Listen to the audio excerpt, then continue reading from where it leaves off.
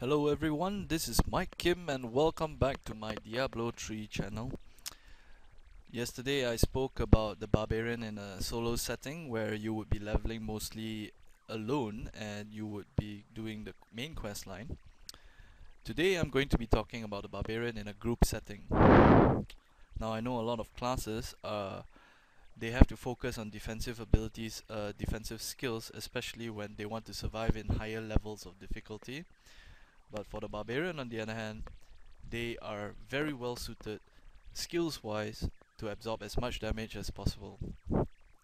I want to go through this because although it's not the optimal if you're going to be alone, but in a party where you have other members of your party doing damage for you, it's actually a very good idea that the class that can specialize in taking as much damage as possible stands up front and make sure all the enemies nearby focuses on him instead of his party members, so his party members can deal as much damage as possible without worrying about kiting, without worrying about dying or potting.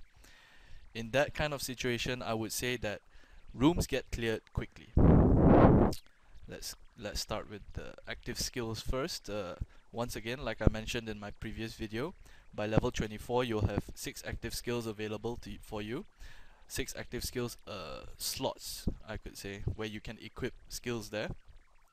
By level 30, at level 10, 20 and 30 you'll pick up passive skills, so you can equip 3 at the same time.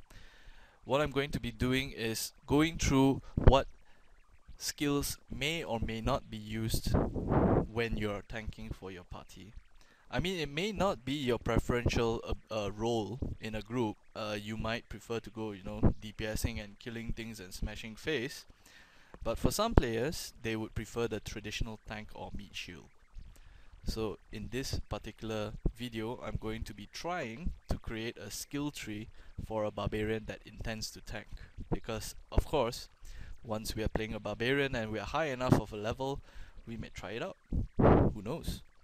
So here you'll see I picked up Cleave, which is my Fury generator. Swings in a wide arc to deal 115% weapon damage to all enemies caught in the swing. And if you pick up the Indigo Runestone, you also slow down their movement speed by 58% for 3 seconds. So if you're spamming it, I have very high doubts that an enemy will be able to get past you. Here you'll see I picked up Warcry, which generates 30 Fury, which is on a cooldown for 30 seconds. It lasts for 60 seconds and it increases armor for you and your allies within 30 yards for 100%.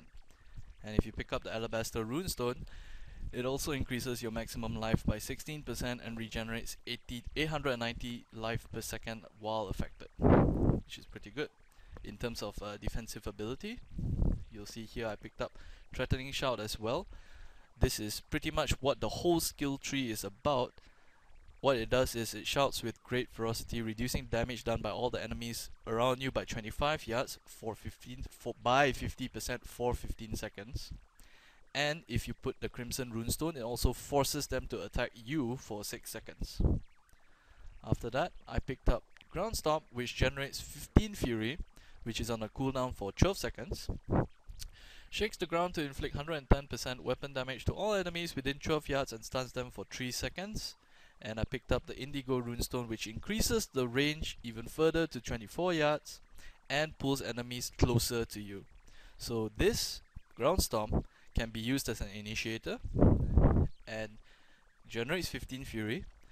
While everybody is coming in, you can either Threatening Shout to force them to attack you, cast Warcry to generate more Fury, Cleave to increase your Fury if you do not have enough yet, and when all that is done, you'll have about 60 to 70 Fury available.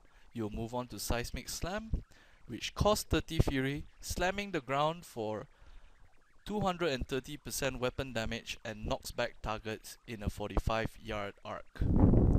And if you take Stagger, which is the Obsidian Runestone for Seismic Slam, you have a 70% chance of stunning all those enemies for 3 seconds. This is a form of crowd control, and you'll see there's no cooldown on this. All it requires is 30 Fury. And by the time you use it, by the time you use Ground Stomp to pull everybody in, Threatening Shout will cost 20 Fury, but Warcry gives you 30 Fury. Cleaving twice after that will leave you with about 30 fury, and Seismic Slam will fit in just nicely. Here you see Revenge has no cost, it's a situational skill. What it does is for every attack you receive, you have a 15% chance to use it. It inflicts 220% weapon damage to all nearby enemies, and you heal yourself for 5% of your maximum life for each enemy hit. So if 10 enemies are hitting you, you have a very high chance of using this ability, and you heal yourself for 50% of your total HP. But here's the kicker.